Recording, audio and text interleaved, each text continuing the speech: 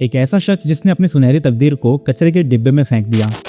अपने घर की साफ सफाई के दौरान उसने गलती से उस हार्ड ड्राइव को फेंक दिया जिसमें मौजूद थे 8000 बिटकॉइन की प्राइवेट कीज, जिनकी कीमत उस समय तो महज 5 करोड़ थी, लेकिन आज 2025 में उनकी कीमत तकरीबन 7,500 करोड़ बताई जा रही है। लेकिन सवाल ये है कि क्या उस हार्ड ड्राइव का मिल पाना अब भी मुमकिन है, और अगर वो इसे ढूंढने में कामयाब हो भी जाते हैं तो क्या वो उन सभी 8000 बिटकॉइंस को सही सलामत रिकवर कर पाएंगे?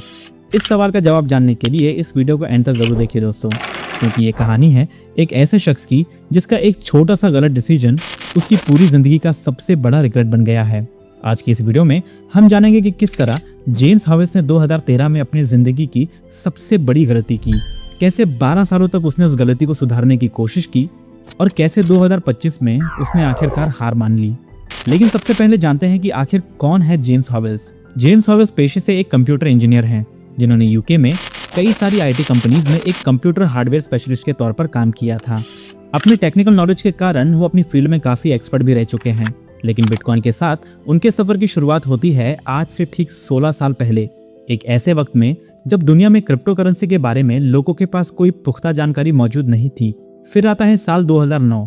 ये वो समय था जब जेम्स ने पहली बार अपने पर्सनल कंप्यूटर का इस्तेमाल करके बिटकॉइंस की माइनिंग करना शुरू किया था। लेकिन फिर कुछ सालों बाद जेम्स के साथ एक ऐसी घटना होती है जिसका पछतावा उन्हें पूरी जिंदगी भर रहने वाला था। दरअसल 2009 से लेकर 2013 तक जेम्स लगभग 8000 बिटकॉइन की माइनिंग कर चुके थे, जिसे उन्होंने एक हार्ड ड्राइव में सेव करके अपने पास रख लिया था।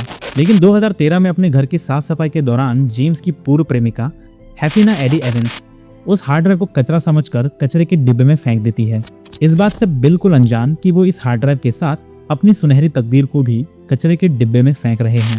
लेकिन अगर आपको ये लग रहा है कि इस पूरे घटनाक्रम की जड़ सिर्फ उसकी गर्लफ्रेंड थी, तो शायद आप गलत हैं दोस्तों।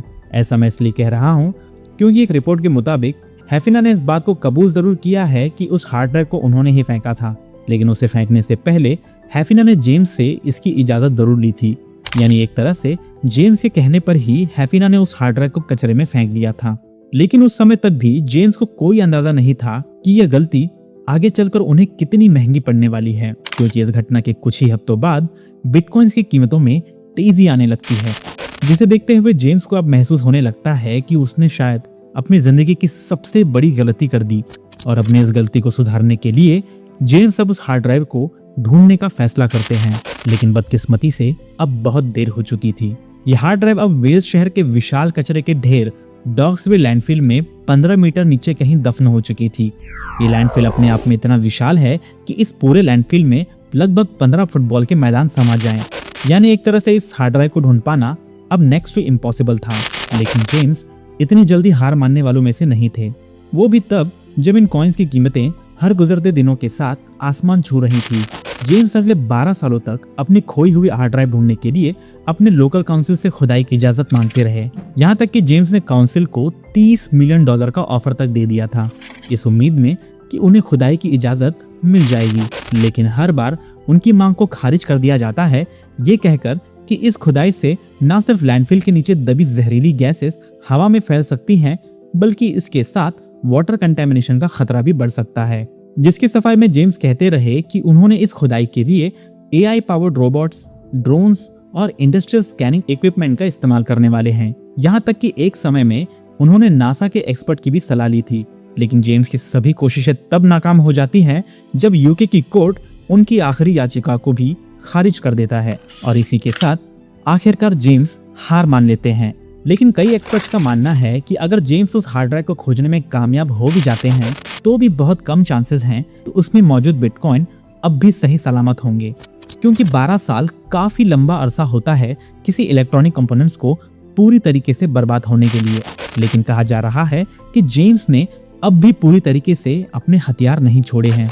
12 सालों तक चली इस लंबी खोज के बाद जेम्स ने अपने खोए हुए बिटकॉइंस को टोकनाइज करने और उनसे जुड़ी DeFi प्रोजेक्ट शुरू करने का प्लान बनाया है। लेकिन वो इसमें कितने कामयाब होंगे ये तो भविष्य ही जानता है। जेम्स हॉवेस की कहानी अपने आप में इतनी इंटरेस्टिंग है कि बताया जा रहा है कि उन पर एक डॉक्यूमेंट्री भी रिलीज होने जा रही है, जिसका टाइटल बैरिड बिटकॉइन बताया जा रहा है। कमेंट्स में बताइए कि आप में से कितने लोग इस डॉक्यूमेंट्री के लिए एक्साइटेड हैं। दोस्तों, ये थी कहानी जेम्स हॉवेस की, जिनकी दशकों लंबी कोशिशें, कानूनी लड़ाई और मीडिया की दिलचस्पी ने उन्हें क्रिप्टो वर्ल्ड का सबसे बड़ा ट्रेजर हंटर बना दिया है। उनकी कहानी आज भी बिटकॉइन कम्युनिटी और इंटरनेट यूजर्स के बीच बहुत इंटरेस्टिंग चर्चा का विषय है कि कैसे एक छोटी सी गलती ने उन जिंदगी को हमेशा के लिए बदल कर रख दिया।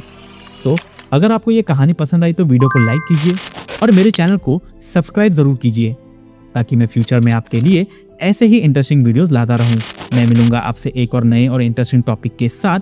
तब तक के लिए जय हिंद, वंदे मातरम।